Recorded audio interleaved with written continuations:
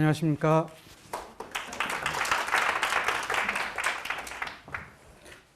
여기 있으라고 그랬는데, 소개받은 진동민입니다. 저는 오늘 이 모임을 보니까 되게 자유스럽고 이런 것 같은데, 제가 준비했던 내용은 약간 좀 딱딱한 내용인 것 같아요. 그래서 가급적이면은 조금 재미있게 어떻게 해보려고 그러는데, 그냥 이렇게 남극에 대해서 여러분들이 새롭게 알 수 있는 기회라고 생각을 하고 들어주시면 좋겠다는 생각이 듭니다. 저는 이제 내년 1월 달에 장보고 기지로 떠날 예정으로 있고, 가면 장보고에서 1년을 살 예정으로 있습니다. 전에 2002년에 세종과학기지에서 총무로 1년을 살았고, 그 이후에 몇 차례 더 남극을 다녀온 적이 있고, 그 사이에는 또 남극뿐 아니라 북극을 몇 차례 다녀온 적이 있습니다. 그래서 오늘은 남극을 중심으로 얘기를 하도록 하겠습니다.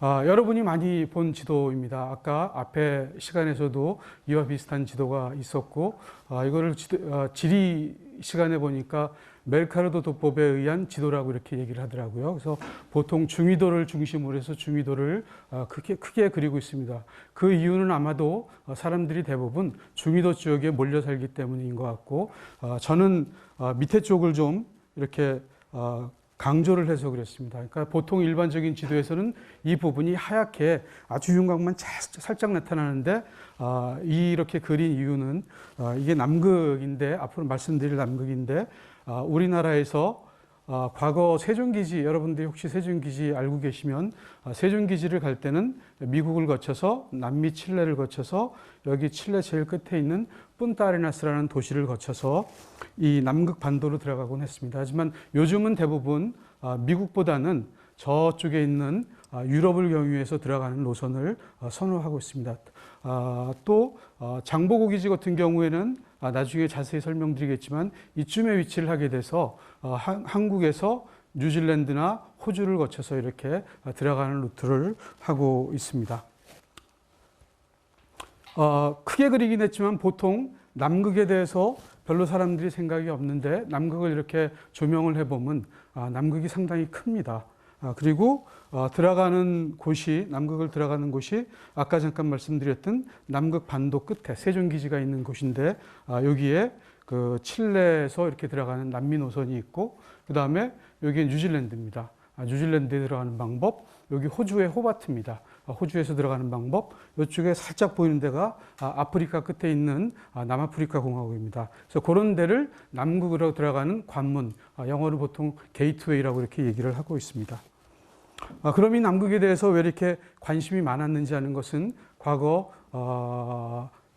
19세기라든지 이때 탐험의 시대와 그 다음에 수산 자원을 쫓아서 탐험을 시작하다가 여기 대해서 관심을 많이 갖게 됐는데, 남극의 크기는 이렇게 지도를 대비를 해보면은, 남극 전체 크기는 미국과 멕시코를 합친 것과 거의 맞먹는 크기로, 우리가 흔히 그냥 작게 생각하는데 상당히 큰 대륙이다라는 것을 말씀을 드릴 수가 있고요.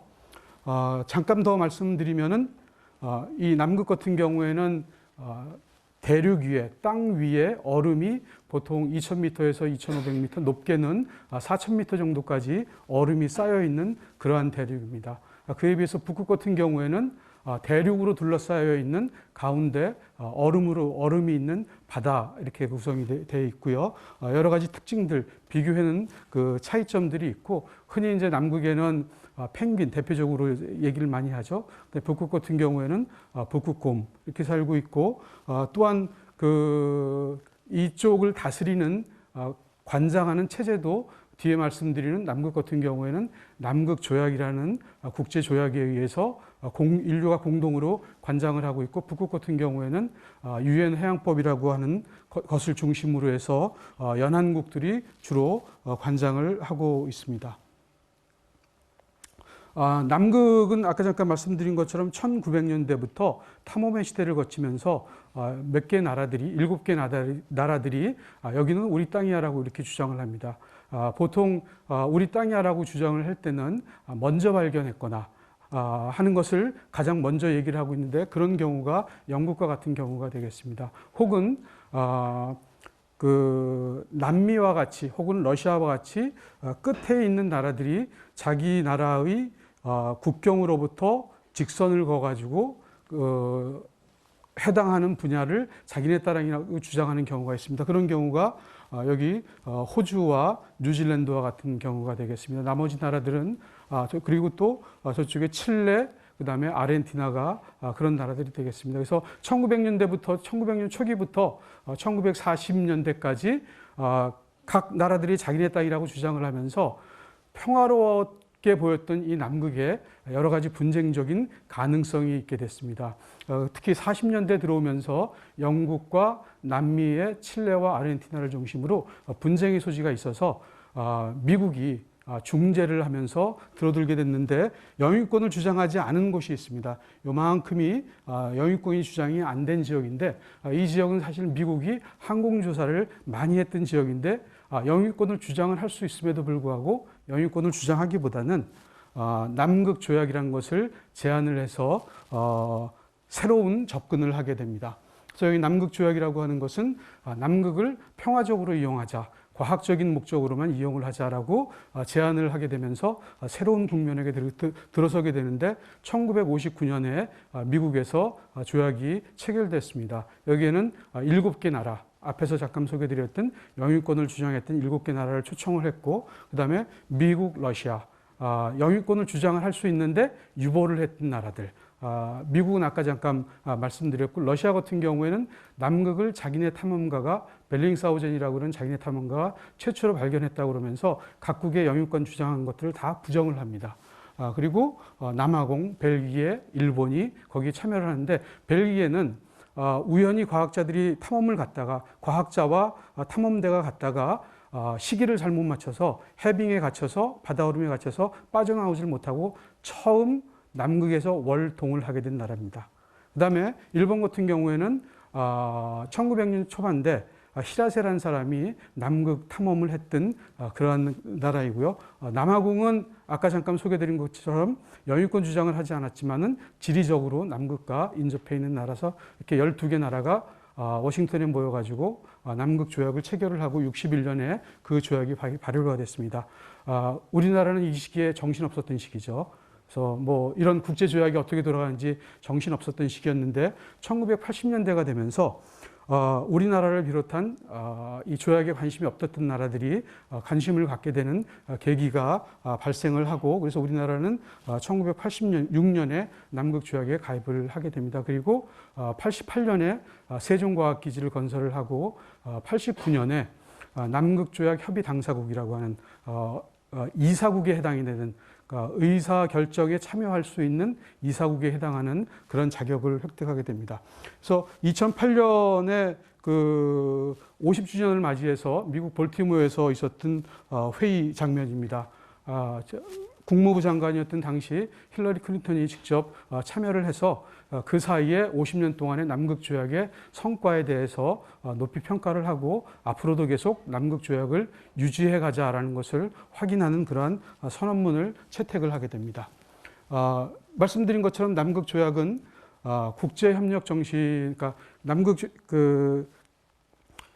협력 57년부터 58년 사이에 국제극지회라는 그 대규모 탐사가 있었는데 그 국제협력 정신을 계승을 하고 남극을 평화적인 목적으로만 군사활동을 금지하자라는 내용을 담고 있고 또 핵이나 이런 것들 방사성 폐기물을 남극에 버리지 말자라는 그러한 내용을 담게 됩니다. 그 다음에 과학조사의 자유와 협력을 증진하자라는 그런 내용으로 이렇게 그 조약문을 채택을 하고 그 중에 영유권을 7개 나라가 영유권 주장했던 것을 동결을 하고 인류가 공동으로 그 남극을 공동으로 활용하자. 다만 이 영유권 주장의 동결이라는 게 영유권을 포기했다라는 의미는 아닌 것으로 이렇게 해석이 되고 있습니다.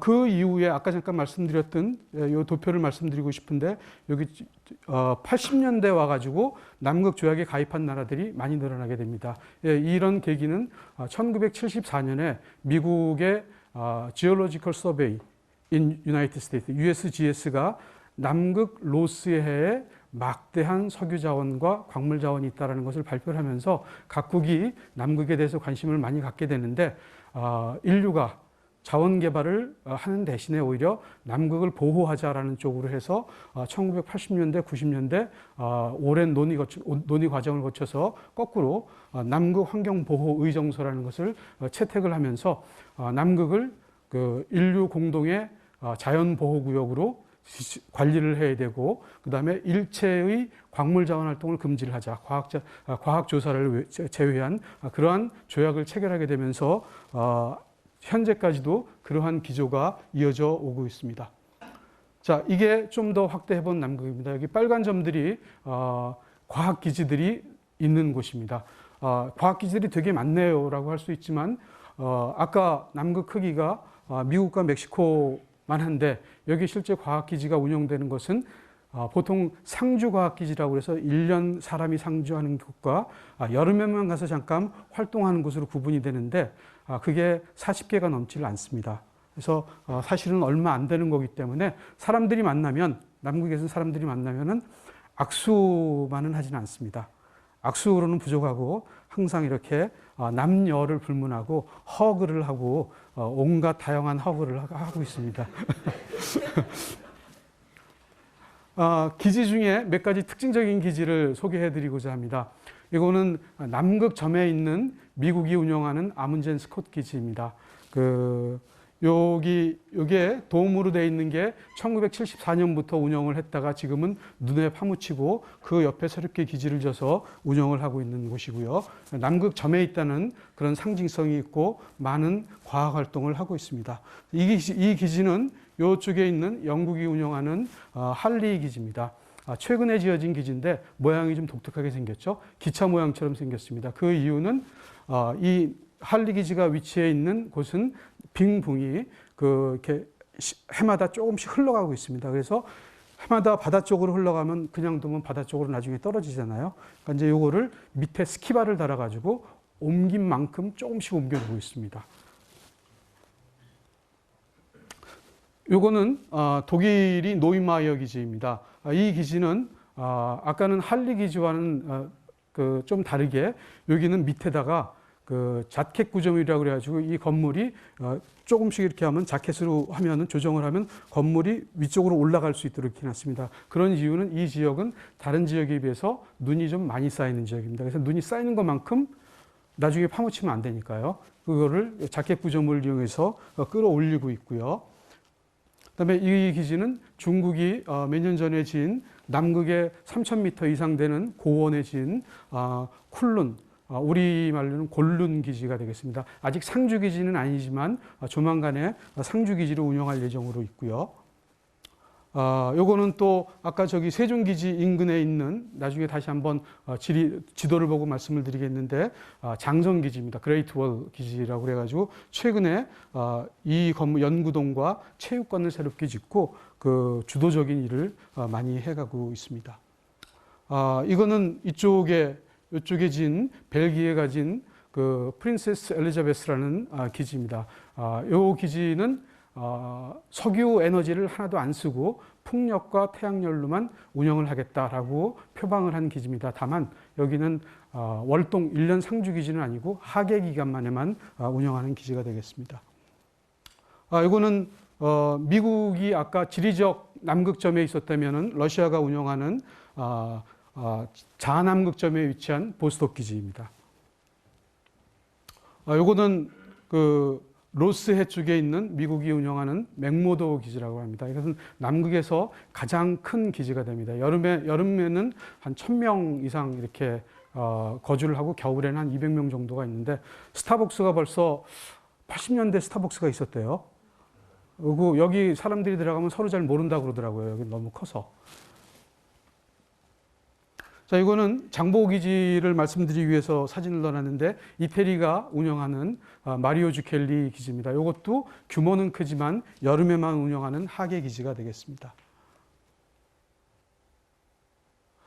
그러면 남극에 와서 이렇게 여러 나라들이 왜 활동을 하고 있느냐라는 키워드는 크게 세 가지입니다. 평화, 과학활동, 그 다음에 환경보호라는 부분입니다. 평화라는 부분은 아까 50년대부터 남극 조약이 시작이 돼서 50년대 이후를 한번 여러분들이 생각을 해보십시오. 2차 대전이 끝나고 미국과 소련이 아주 첨예한 냉전의 시대에 아무리 대립이 되더라도 이 남극을 이야기할 때는 미국과 소련이 같은 자리에서 만났습니다. 그 다음에 또 포클랜드 전쟁이라고 아시죠? 아르헨티나와 영국이 전쟁을 했습니다. 그 전쟁을 할 때도 이 남극 조약 당사국 회의에서는 나와서 서로 만나서 남극을 어떻게 평화적으로 이용을 할지 부분에 대해서 논의를 했습니다. 그런 면에서는 우리나라한테 시사하는 바가 많다고 이렇게 생각이 되고, 여러 가지 과학활동, 특히 최근에 기후변화와 관련한 과학활동들이 많이 이루어지고 있고,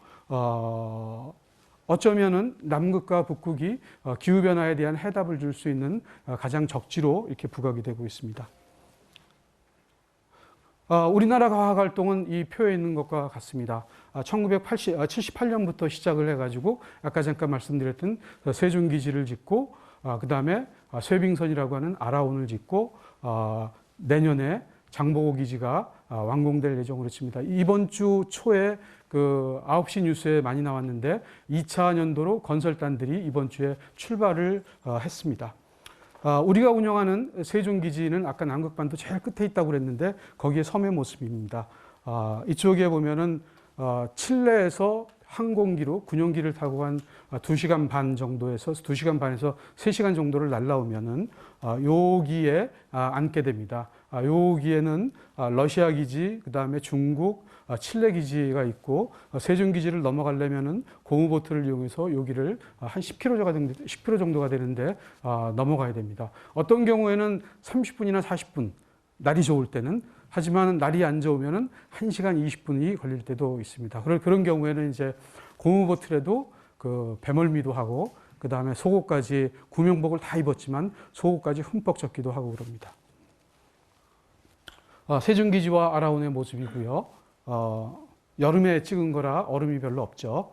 그 다음에 아라온의 모습입니다. 아라온이 갖고 있는 좋은 점은 쇠빙선, 러시아나 북구 쪽에 가면 쇠빙선이 많이 있습니다. 하지만 쇠빙선이면서 연구선인 경우에는 많지가 않습니다. 세계 10대가 채 안 됩니다. 하기 때문에 우리가 이 쇠빙선을 만들었을 때 각 국이 한국과 우리나라와 그 협력을 하고자 하는 그 얘기들이 많았고요. 이 부분은 남극 부분에서 장보고 기지 부분을 확대한 부분입니다. 아까 말씀드린 대로 뉴질랜드에서 남극 장보고 기지 사이트에는 주로 들어가고요.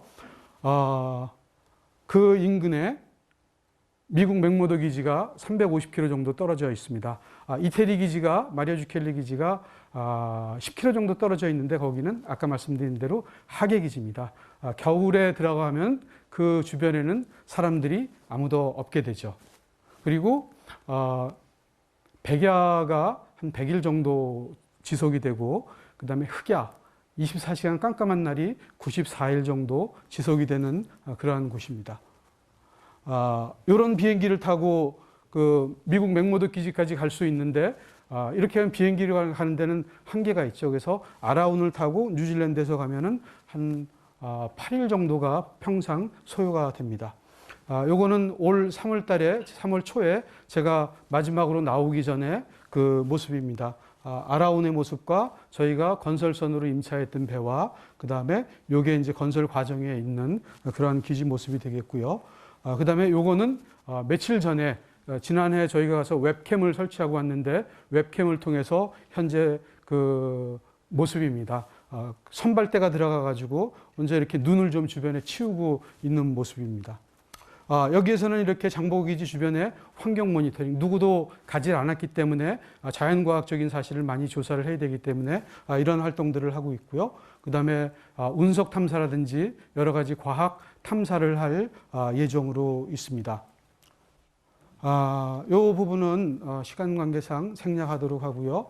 그 다음에 우리나라 남극 활동은 앞에서 잠깐 말씀드렸던 여러 가지 사항들이 있지만, 제일 중요한 거는 아마 우리나라가 UN 가입을 하는데 남극 조약 가입한 것이 크게 도움이 됐다라는 부분과, 그 다음에 칠레나 남미권 국가와 FTA가 이렇게 돼 있는데 그런데 남극 활동이 많이 도움이 됐다는 것, 그 다음에 요즘 북극 부분에 대해서 많이 강조가 되고 있는데 북극 활동을 위한 기반 마련이 됐다는 부분에서 큰 의의가 있다고 생각이 됩니다. 하지만은 앞으로도 여러분들이 이제 어느 분야를 공부하든지 저는 자연과학자는 아닙니다. 주로 국제 정치와 외교, 그다음에 국제법 이런 것들을 했는데 자연과학자뿐만 아니라 그런 다양한 학문 분야의 기여가 필요합니다. 그래서 여러분들이 공부를 하시면서 뭐 기회가 그런 부분을 좀 고려를 해보실 수 있을 거라고 생각이 되고 정기적으로는 아니지만 간헐적으로 남극 학생 체험단을 운영을 하고 있습니다. 주로 대학생들인데 그때 과학교사와 대학생 2명이 세종기지를 다녀왔던 적이 있습니다. 또 그 이외에도 이렇게 건설단으로 이제 올해 건설단이 들어가 있는데 이렇게 중장비를 운전하시는 분과 또 다양하게 이렇게 손수레를 끄시는 여러 분들이 필요합니다. 그래서 여러분들이 관심만 갖고 있다면은 남극에 갈 기회가 상당히 있을 거라고 생각이 되고 아까 잠깐 말씀드렸던 그 여행이라는 목적을 통해서도 또 남극을 가실 수 있는 기회가 있으리라고 생각이 됩니다. 이상입니다.